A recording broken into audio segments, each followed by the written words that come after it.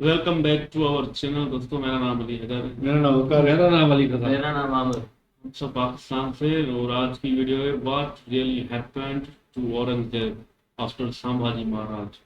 ये तो हमें भी जानना है।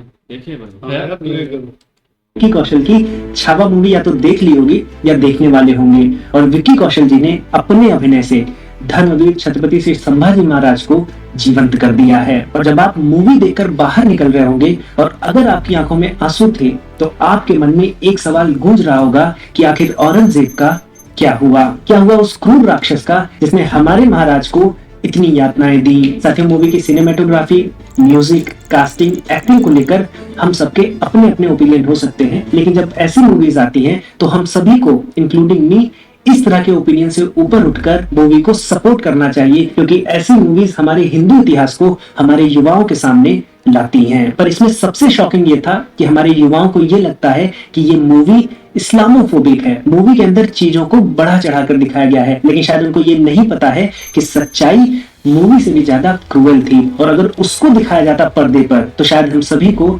चक्कर आ जाता। साथियों, आप सभी का हाइपरक्वेस्ट के एपिसोड नंबर 139 में स्वागत है। आज के एपिसोड में हम जानेंगे कि छत्रपति श्री संभाजी महाराज के बलिदान के बाद औरंगजेब का क्या हुआ। क्या उसके दारुल इस्लाम का सपना, यानी पूरे भारत में इस्लाम को स्टैब्लिश करने का सपना पूरा हुआ या नहीं हुआ, और ऐसा क्या हुआ कि वो दक्कन को छोड़कर वापस दिल्ली नहीं जा पाया और उसकी कब्र महाराष्ट्र के अंदर ही खुद गई। साथियों, आप सभी हाइपरक्वेस्ट को सब्सक्राइब कर लें।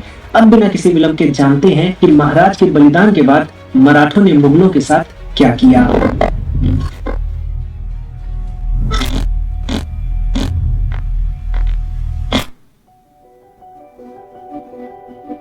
तो साथियों, आप में से जिन्होंने मूवी देखी है उनको पता होगा कि अंत में कैसे छत्रपति श्री संभाजी महाराज को धोखा मिलता है और उनको औरंगजेब कैद कर लेता है। कैद में लगभग 40 दिन तक उनको यातनाएं दी जाती हैं। आपने देखा होगा कि कैसे उनको एक जगह पर बेड़ियों में बांधकर उन पर तरह तरह के अत्याचार किए जाते हैं। मूवी में तो उन्होंने नाखून उखाड़ना और किस प्रकार से गरम गरम सरियों को आंखों में डालना दिखाया है, लेकिन उसके बाद की चीजें मूवी में भी नहीं दिखाई गई हैं, और मैं भी आपको उसका विवरण नहीं दे पाऊंगा। लेकिन छत्रपति संभाजी महाराज की मृत्यु के बाद 12 मार्च 1689 को उनके छोटे भाई राजा राम जी को महारानी येसुबाई जी के द्वारा छत्रपति चुना जाता है। आपने मूवी में सोयराबाई जी का कैरेक्टर देखा होगा। वो छत्रपति संभाजी महाराज की सौतेली माता होती हैं। उन्हीं के पुत्र थे राजा राम। और यहाँ पर आप विजन देख सकते हैं छत्रपति संभाजी महाराज का कि वो राजा राम जी को रायगढ़ के किले पर छोड़ के जाते हैं। अब 12 मार्च 1689 को राजा राम जी छत्रपति बनते हैं, और उसके मात्र 13 दिन के बाद 25 मार्च 1689 को मुगल सेना रायगढ़ के किले पर हमला कर देती है। तो आप देखिए कि अभी अभी मराठा साम्राज्य को उनका छत्रपति मिला है और अभी ही हमला हो गया है। थोड़ी स्टेबिलिटी की आवश्यकता थी। यहाँ पर महारानी येसुबाई, जो कि छत्रपति संभाजी महाराज जी की पत्नी थी, उन्होंने एक बहुत बड़ा डिसीजन लिया। उन्होंने छत्रपति राजा राम जी को यह आदेश किया कि आप रायगढ़ के किले को छोड़कर पलायन कर जाएं, क्योंकि यदि आप पकड़ लिए गए तो हमारा जो हिंदवी स्वराज का सपना है वो शायद कभी न पूरा हो। और वो पीछे रहकर महारानी येसुबाई रायगढ़ किले की सुरक्षा में लग जाती हैं। महारानी येसुबाई मुगलों से लगभग 8 महीने तक किले को बचा कर रखती हैं, लेकिन सूर्या चिपिसल, जो कि फोर्ट की रक्षा कर रहे थे, वो जाकर मुगलों से मिल जाते हैं और महारानी येसुबाई को अरेस्ट करवा देते हैं। तो औरंगजेब अब छत्रपति संभाजी महाराज जी की पत्नी महारानी येसुबाई को और उनके पुत्र साहू राजे को अपनी कैद में ले लेता है, लेकिन कैद में वो उन दोनों को जीवित रखता है। अब आप सबके मन में ये प्रश्न आ रहा होगा कि औरंगजेब उन दोनों को जीवित क्यों रखता है? क्या उसका दिल पिघल जाता है? तो साथियों, औरंगजेब जैसा वो व्यक्ति जो अपने पूरे परिवार की कब्र खोदकर सिंहासन पर बैठा था, जिसने अपने पिता को कैद किया, अपने बड़े भाई के गले को कटवा दिया और अपने बड़े बेटे को कैद करके मरवा दिया, जिससे कि कोई उसका तख्त न ले पाए, क्या उसका दिल दुश्मन के परिवार को देखकर पिघल सकता है? औरंगजेब के लिए ये सब तो शतरंज के खेल की तरह था। वो दूसरों को प्यादों की तरह देखता था, और जो भी करता था वो अपनी गद्दी, अपने तख्त और अपने साम्राज्य को बचाने के लिए ही करता था। तो महारानी येसुबाई और साहू राजे जी को जीवित रखने के पीछे की क्या चाल थी, ये हम वीडियो में आगे समझेंगे। अब साथियों, औरंगजेब ने जब रायगढ़ का किला जीत लिया तो उसको लगा कि अब वो दक्कन पर पूरी तरह से कब्जा कर सकता है, लेकिन जिस तरह से, जिस क्रूरता से, जिस निर्ममता से उसने छत्रपति संभाजी महाराज की हत्या की थी, उसको देखकर जो विभाजित मराठे थे अब वो एकजुट हो गए थे। और दूसरी तरफ मुगलों से बचते हुए छत्रपति राजा राम पहले प्रतापगढ़ फिर विशालगढ़ के किले पर पहुंचते हैं, और उनका जो पीछा पीछा कर रही थी मुगल सेना, उसकी अगुवाई कर रहा था जुल्फिकार खान, जो इस प्रकरण में पन्हाला के भी किले को जीत लेता है। और जब वो छत्रपति राजा राम जी को पकड़ने के लिए विशालगढ़ के किले पर आक्रमण करता है तो उस आक्रमण से पहले ही पहले छत्रपति राजा राम जी उस जगह को भी छोड़ देते हैं और अंत में वो जाकर तमिलनाडु के जिंजी किले पर पहुंचते हैं और वहां पर अपनी राजधानी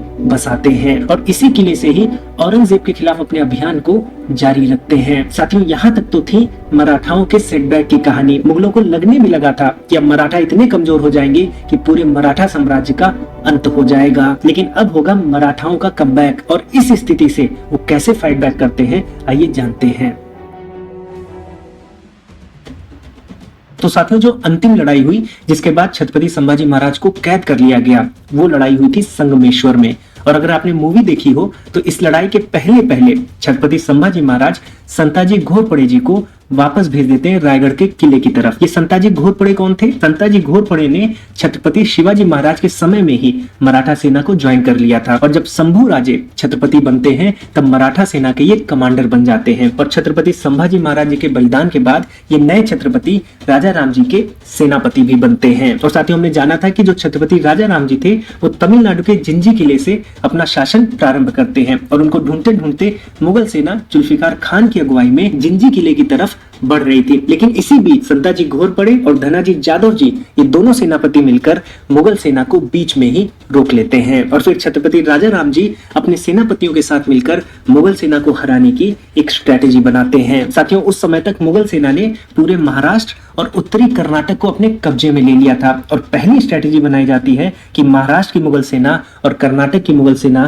के बीच में हमें दरार डालनी पड़ेगी, उनको कमजोर करना पड़ेगा। तो जहां पूर्व से संताजी और धनाजी ने मुगल सेना पर आक्रमण किया, वहीं जो बाकी मराठा सरदार थे उन्होंने महाराष्ट्र के भीतर जो मुगल सेनाएं थी उनको आपस में उलझा कर रखा। इस स्ट्रेटेजी ने मुगल सेना जो दो भागों में बढ़ गई थी उसके बीच की सप्लाई चेन को भी तोड़ दिया। यानी अब इन दोनों मुगल टुकड़ियों के बीच में कोई संबंध नहीं रहा, कोई भी सामान इधर से उधर नहीं जा पाता था। और जहां धरती पर इस सप्लाई चेन को तोड़ा गया, वहीं समुद्र में भी इस सप्लाई चेन को बाधित कर दिया गया। उस समय जो सूरत का बंदरगाह था उसी के माध्यम से समुद्र मार्ग के रास्ते दक्षिण की तरफ राशन पानी आता था और इस सप्लाई चेन को भी बीच में ही मराठा नेवी ने बाधित कर दिया। कुल मिलाकर देखें तो मुगल सेना दक्षिण में अलग अलग पॉकेट्स में फंस गई थी और इसका पूरा फायदा मराठा योद्धाओं ने उठाया और वो धीरे धीरे करके मुगल सेनाओं को हराने लगे। 14 दिसंबर 1692 में संताजी ने औरंगजेब के जनरल अली मर्दन खान को हरा दिया और उसे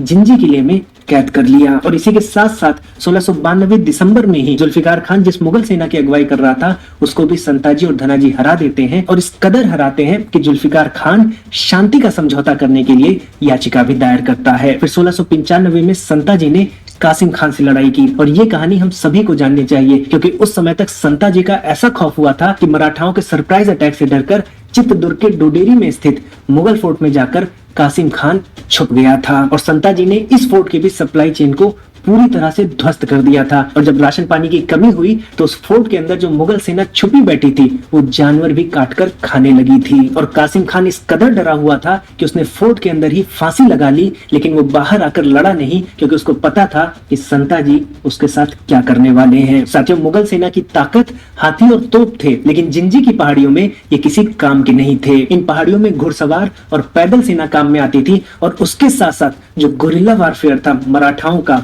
वो इसमें सबसे ज्यादा एफिशिएंट था। ये छापामार युद्ध नीति इतनी तेज थी कि किसी को पता ही नहीं चलता था कि किसने कब और किस दिशा से हमला कर दिया है और इसीलिए मुगल सेना इनसे खौफ खाने लगी थी। लेकिन मुगल सेना भी इस युद्ध नीति को गहराई से समझना शुरू करती है।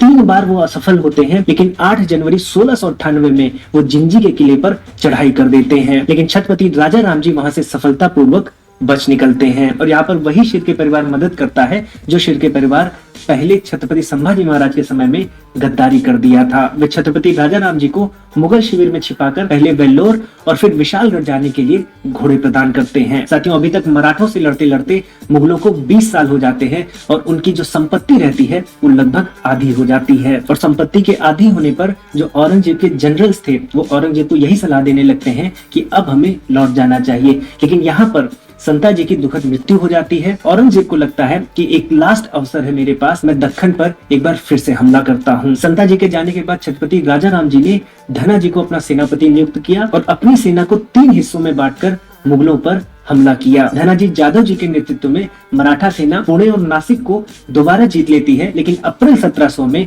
सतारा को हार जाती है और 1700 ईस्वी में ही छत्रपति राजाराम जी की एक बीमारी के चलते सिंगड़ फोर्ट के अंदर मृत्यु हो जाती है और इस समय इनके पुत्र शिवाजी द्वितीय मात्र 4 वर्ष के थे और ऐसे में महारानी ताराबाई जो कि छत्रपति राजाराम जी की पत्नी थी, वो पुत्र को छत्रपति घोषित करती हैं और खुद राजमाता का कार्यभार संभालकर राज्य के शासन को आगे बढ़ाती हैं। और जब औरंगजेब देखता है कि अब मराठा साम्राज्य की बागडोर एक महिला के हाथ में है तो वो और उत्साहित हो जाता है और जनरल्स के बार बार कहने पर भी कि अब हमें लौट जाना चाहिए, वो नहीं लौटता है और दक्कन पर हमला करने का पूरा मन बना लेता है। लेकिन इसके लिए मुगल सैनिक और जनरल्स पूरी तरह से नहीं तैयार थे, वो हतोत्साहित हो चुके थे और इसका फायदा राजमाता ताराबाई पूरा उठाती हैं, क्योंकि मुगल हर युद्ध लड़ाई से नहीं जीतते थे। वो कोशिश करते थे कि अगर घूस देकर कुछ मराठा सरदार अपनी तरफ आ जाएं, तो इस प्रकार से स्ट्रेटेजी बनाकर वो जीतते थे और इस बार ये स्ट्रेटेजी राजमाता ताराबाई ने लगाई। उन्होंने मुगल सरदारों को खाना और घूस देकर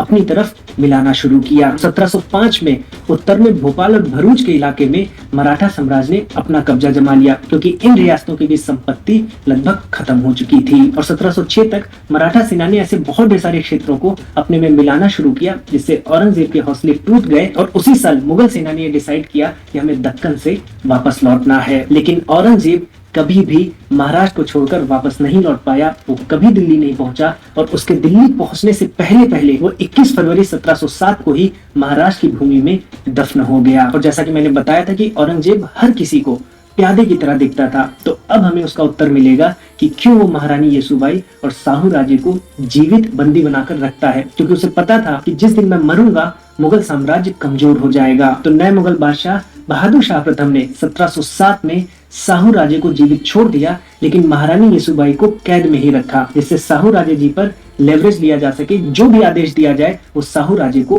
करना पड़े। इसमें चाल ये थी कि भले हम मराठा साम्राज्य को जीत ना पाए, लेकिन मराठा साम्राज्य की गद्दी पर जो आगे बैठे वो हमारे कंट्रोल में हो। ऐसे में जब साहू राजे जी ने मराठा साम्राज्य पर अपना क्लेम किया तो राजमाता ताराबाई के साथ उनकी तनातनी शुरू हो गई। लेकिन यहाँ अक्ल से काम लिया जाता है और जो इंटरनल मसले थे, जो इंटरनल कॉन्फ्लिक्ट था, उनसे ऊपर उठकर साहू राजे जी को अगला छत्रपति बनाया जाता है। और इसके बाद मुगल पूरी तरह से कमजोर होने लगते हैं और छत्रपति साहू राज्य के शासन में मुगल और भी कमजोर होने लगते हैं और 4 जुलाई 1719 को मराठा जाकर महारानी येसुबाई को भी जीवित बचा लेते हैं। तो ये थी मराठाओं के कमबैक की कहानी। आइए थोड़ा जानते हैं कि औरंगजेब का उसके अंतिम समय में क्या हाल था।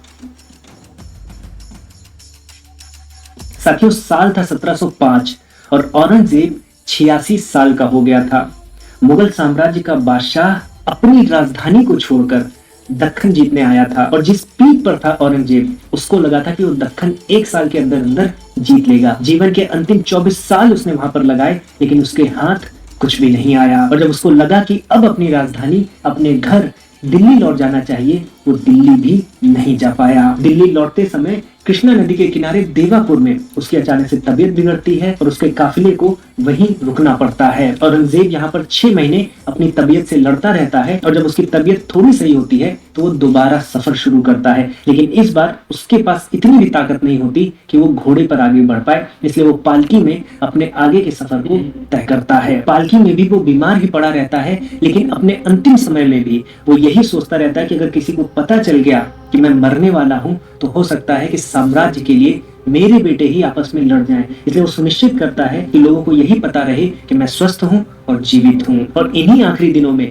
औरंगजेब अपने बेटे आजम को एक खत लिखता है। इस खत में औरंगजेब क्या लिखता है, आइए पढ़ते हैं। औरंगजेब लिखता है, मैं अकेला आया था और एक अजनबी की तरह इस दुनिया से जाऊंगा। मैं नहीं जानता कि मैं कौन हूँ, मैं क्या कर रहा था। राज करने के दौरान मैंने जो कुछ भी किया उसने बस दुख और निराशा छोड़ी है। मैंने जो भी किया है, अल्लाह मुझ पर रहम करे। मैं एक बादशाह के तौर पर नाकाम हो गया। मेरा इतना कीमती जीवन किसी काम नहीं आया। अल्लाह चारों ओर मौजूद है, लेकिन मैं इतना बदनसीब हूँ कि जब उनसे मिलने की घड़ी आ पहुंची है तब भी उनकी मौजूदगी महसूस नहीं कर पा रहा। शायद मेरे गुनाह ऐसे नहीं है जिन्हें माफ किया जा सके। औरंगजेब का चेहरा सफेद पड़ चुका था, वो अपने आप में ही कुछ न कुछ बड़बड़ाते रहता था। 3 मार्च 1707 को मर गया और उसके शरीर को दिल्ली भी नहीं ले जाया जा सका। उसके मृत शरीर को उसके बेटे आजम और बेटी जीनत उन्नीसा महाराष्ट्र में औरंगाबाद में स्थित खुलदाबाद ले गए। आज औरंगाबाद को संभाजी नगर कहा जाता है। और औरंगजेब ने मरने से पहले ये घोषणा कर दी थी कि मेरी मौत के बाद मेरी मौत का दिखावा नहीं होना चाहिए, न ही कोई समारोह होना चाहिए, न ही संगीत बजना चाहिए और न ही मेरे नाम पर कोई पक्की इमारत खड़ी की जानी चाहिए। हाँ, एक छोटा सा चबूतरा बनाया जा सकता है। औरंगजेब बोलता है कि मैं इस काबिल नहीं हूँ कि मुझे छांव भी मिले। दफन करते समय मेरे चेहरे को न ढका जाए, जिससे मैं अपने खुले चेहरे से अल्लाह का सामना कर सकूं। तो अंत में औरंगजेब की कब्र उसी दक्कन में खुदती है जिसको वो जीतने का सपना दिल्ली से लेकर चला था। औरंगजेब और धर्मवीर छत्रपति श्री संभाजी महाराज दोनों अमावस्या के दिन मृत्यु को प्राप्त हुए थे, लेकिन छत्रपति संभाजी महाराज की अमावस्या मृत्युंजय अमावस्या के नाम से जानी जाती है। लेकिन औरंगजेब जिस अमावस्या को मरा था आज किसी को नहीं याद है। छत्रपति संभाजी महाराज के बलिदान से मराठा साम्राज्य फला फूला और एक समय अपने पीक पर पहुंचा। वहीं औरंगजेब की मृत्यु के बाद मुगलिया सल्तनत नेस्तानाबूद हो गई। तो जो लोग बोल रहे हैं कि रियल लाइफ में तो जीते नहीं और मूवी में जीतकर तसल्ली कर रहे हैं, उनके लिए ये इतिहास और मराठा साम्राज्य का विस्तार एक तमाचा है। साथियों, इस वीडियो को ज्यादा से ज्यादा लोगों में शेयर करें, जिससे आपको पता चले कि धर्मवीर छत्रपति श्री संभाजी महाराज के बलिदान के बाद किस प्रकार से मराठा साम्राज्य ने मुगल साम्राज्य को ध्वस्त कर दिया। और साथियों, आप हमारे साथ शिक्षण ऐप से जुड़कर घर बैठे ही संस्कृत भाषा सीख सकते हैं। भारतीय उपनिषदों को और दर्शनों को सरल भाषा में समझकर एंजाइटी, डिप्रेशन और किसी भी तरह के फियर से ऊपर उठ सकते हैं। 80,000 से ज्यादा विद्यार्थी हमारे साथ शिक्षण पर दैनिक रूप से भारतीय प्राचीन ज्ञान से अपने जीवन को बेहतर बना रहे हैं। और आप सभी हाइपरक्वेस्ट के व्यूवर्स के लिए हम कुछ डिस्काउंट की भी व्यवस्था किए हैं। आपको डिटेल्स और लिंक नीचे डिस्क्रिप्शन बॉक्स और कमेंट सेक्शन में मिल जाएगी। साथियों, आप जिस प्रकार से हाइपरक्वेस्ट चैनल को सपोर्ट कर रहे हैं, मैं उसके लिए आभारी हूं। और अगर आपने चैनल को सब्सक्राइब नहीं किया है तो चैनल को भी सब्सक्राइब कर लें। अब साथियों, मैं इस वीडियो को यहीं पर दूंगा विराम। अब मैं मिलूंगा एक नई वीडियो में नए टॉपिक के साथ। तब तक के लिए जय श्री राम।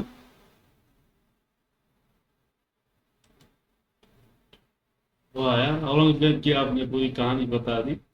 मतलब शुरुआत में औरंगजेब जब जीत रहा था उसे लगा मैं जीत रहा हूँ, उसने कहा मैंने फतह कर लिया है, संभाजी को भी उसने शहीद कर दिया। फिर देखा कि मराठा तो भाई हार मान ही नहीं रहे, उन्होंने फिर से अपने मतलब पुराने साथी बुला लिए, सारे मिलके और ऐसा कमबैक किया कि औरंगजेब भी मतलब डर गया कि भाई ये हार नहीं मान रहे। और फिर जो वहां पर जो संता जी और तानाजी बोल रहे हैं ना, तानाजी, ये दो बंदे भाई बड़े खतरनाक थे भाई।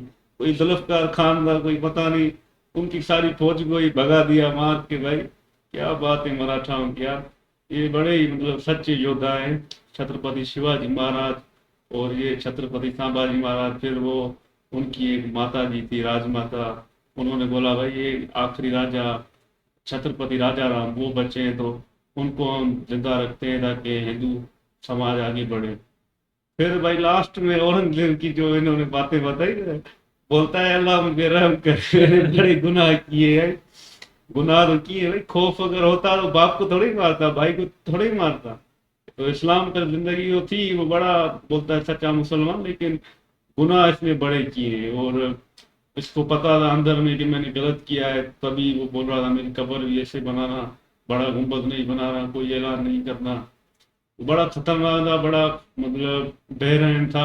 हम तो सपोर्ट नहीं करेंगे भाई, मराठाओं को मेरा सलाम है भाई, सच्चे योद्धा हैं। क्या कमबैक किया भाई, मुगलों को निस्तो नाबूद कर दिया। हाँ भाई, मानते हैं मराठाओं को भाई साहब, छावा को तो ये कमाल कर दिया इन्होंने ना, जो इन्होंने लड़ाई की भाई, कमबैक किया। वरना औरंगजेब तो भाई बड़ा लड़ाकू था भाई, जिधर किधर बस घुस जाता था। लास्ट में बस माफी मांग रहा है अल्लाह से, भाई माफ कर दो। नहीं, अभी क्या आएगा फायदा भाई, इतना गुनाह किया, अपने बाप को नहीं मारते ना, हम सपोर्ट कर दे, भाई को भी कत्ल कर दिया, बस क्या है एक कुर्सी के लिए भाई, अपने राज के लिए नहीं। बस यार मराठाओं को मैं मानता हूँ जो उन्होंने फाइट की भाई, उनकी माओ ने, बहनों ने। बाकी तो यार ये औरंगजेब तो बड़ा खतरनाक था, हर किसी से लड़ता था। आज ये मराठों के बाद हिस्ट्री पता चली ना कैसे वो लड़े भाई, बड़े जोशों से। तो ये बड़ी स्टोरी है भाई, मान गया इनको। आप दोनों ने मान के, मैं नहीं मानूंगा भाई। औरंगजेब जीत गया भाई, इनके महाराजाओं को भगा के पीछे खड़ा कर दिया। अगर योद्धा जो भी होता है ना, बोलता है मैं मरना पसंद करूंगा, अपनी जगह नहीं छोड़ूंगा। जगह तो छोड़ गए हो, पता नहीं किस कोने में बैठ गए। ये भाई साहब बोला औरंगजेब हार गया, इसको कैसे पता चला वो खत में कौन सा लिखा हुआ 1700 वाला? अल्लाह माफ करे भाई, वो उसका बाप, उसने उसको कैद किया, जैसा करना वैसी करनी होती है भाई। मैं तो सपोर्ट करूंगा मुगलों को भाई, जिंदाबाद। मुगलों ने जुल्म किए है और तो वे बच्चों में, तो वो कैसे आप सपोर्ट करेंगे? भाई मैं करूंगा हिस्ट्री मुगलों बता रही है, लिखा हुआ है किताबों में नहीं भाई। मानूंगा भाई वो मुगलों को। बाप का कातिल है तो उसको तो उसके बाप ने भी वो उसको तो बंद काफिर किया होगा, होगा। बाप का कातिल तो वो काफिर होगा, वो हरामी होगा। हाँ, भाई को बाप भाई को औरंगजेब मारा है। जिंदाबाद। नहीं हाँ। भाई, मानते हैं इस्लाम की वजह से थोड़ा दिल में आता है कि यार सच्चा मुसलमान तो था, लेकिन गुनाह की वजह से ना वो उस इस्लाम से खारिज हो गया, जिस तरह के बड़े गुनाह किए ना। इसलिए औरंगजेब को मैं तो नहीं मानता भाई, इनकी अपनी मर्जी है। बाकी वीडियो बड़ा जबरदस्त था, क्या इनकी हिस्ट्री है, जब भी मराठाओं की बात आती है ना एकदम दिल खुश हो जाता है इनको देखकर। बाकी ईमान हमारा सलामत है, हम भी मुसलमान है, लेकिन जो सच्चे वो सच्चे। मिलते हैं नेक्स्ट वीडियो में, थैंक यू।